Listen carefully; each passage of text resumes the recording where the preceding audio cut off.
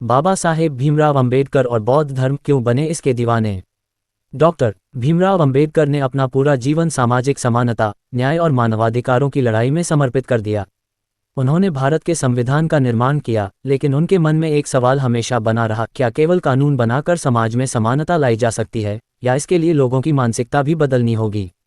अपने गहरे अध्ययन और अनुभव के बाद उन्होंने पाया कि हिंदू धर्म की सामाजिक व्यवस्था में जाति और छुआछूत की जड़ें बहुत गहरी थीं, और इस व्यवस्था से बाहर निकलने के लिए एक नए मार्ग की आवश्यकता थी।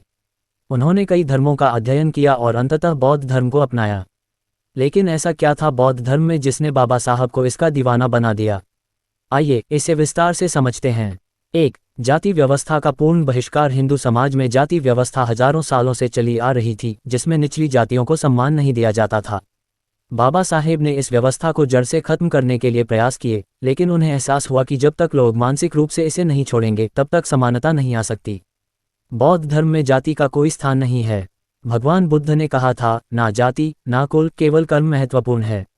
यह विचार अंबेडकर के लिए क्रांतिकारी था। बौद्ध धर्म में हर इंसान समान था, चाहे वह किसी भी जाति या समुदाय का हो। यही कारण था कि उन्होंने इसे अपनाने का निर्णय लिया। 2. तर्क और विज्ञान पर आधारित धर्म। डॉक्टर अंबेडकर केवल भावनाओं के आधार पर कोई निर्णय नहीं लेते थे। उन्होंने धर्मों का गहराई से अध्ययन किया और देखा कि बौद्ध धर्म तर्क, वैज्ञानिक सोच और मानवतावाद पर आधारित है।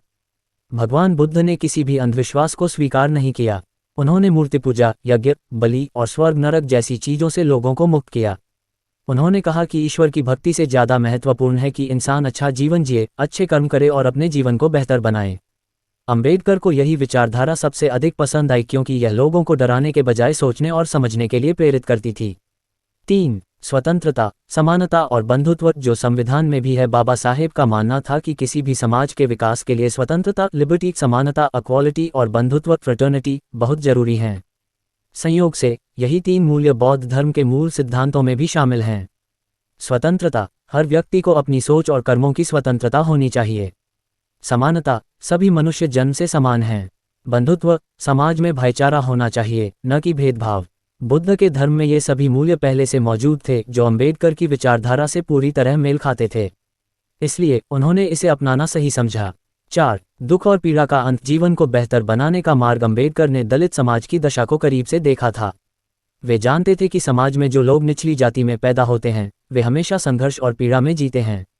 बौद्ध धर्म का मुख्य सिद्धांत यह है कि जीवन में दुख है, लेकिन इसे सही रास्ते से खत्म किया जा सकता है। भगवान बुद्ध ने चतुर्थ आर्य सत्य और अष्टांगिक मार्ग के माध्यम से बताया कि इंसान अपने दुखों को कैसे खत्म कर सकता है और एक बेहतर जीवन जी सकता है। अंबेडकर को यही विचार सबसे ज्यादा प्रेरित करता था।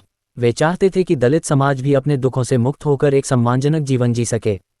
5. बौद्ध धम्म की दीक्षा, एक ऐतिहासिक घटना। 14 अक्टूबर 1956 को नागपुर में 5 लाख से अधिक लोगों के साथ अंबेडकर ने बौद्ध धर्म की दीक्षा ली।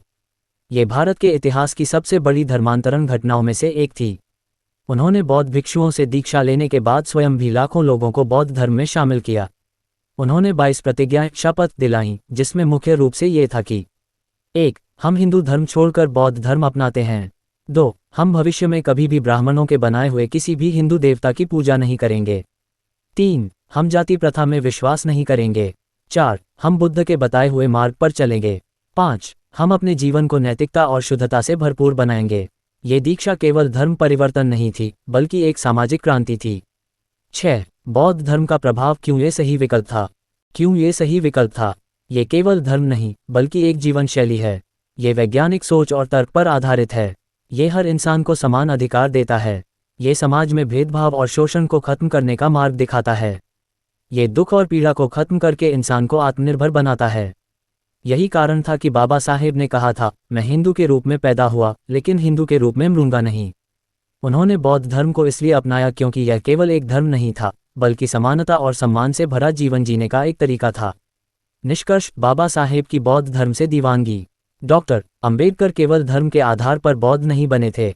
उन्होंने इसे सामाजिक क्रांति, न्याय और समानता के एक हथियार के रूप में अपनाया। उन्होंने इसे इसलिए अपनाया क्योंकि यह एक ऐसा धर्म था जो इंसान को उसके कर्मों के आधार पर देखता है, न कि उसकी जाति के आधार पर।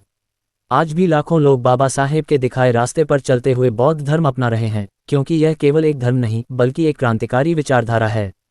तो अब सवाल यह उठता है, क्या हम भी बौद्ध धर्म की समानता और न्याय की विचारधारा को अपनाकर समाज को एक बेहतर दिशा में ले जा सकते हैं? बाबा साहेब ने मार्ग दिखाया, अब ये हम पर है कि हम इस पर चलें या नहीं। सूचना सिर्फ मान्यताओं और जानकारियों पर आधारित है। यहाँ ये बताना जरूरी है कि यह मेरा वीडियो किसी भी तरह की मान्यता, जानकारी की पुष्टि नहीं करता है। किसी भी जानकारी या मान्यता को अमल में लाने से पहले संबंधित विशेषज्ञ से सलाह लें। धन्यवाद।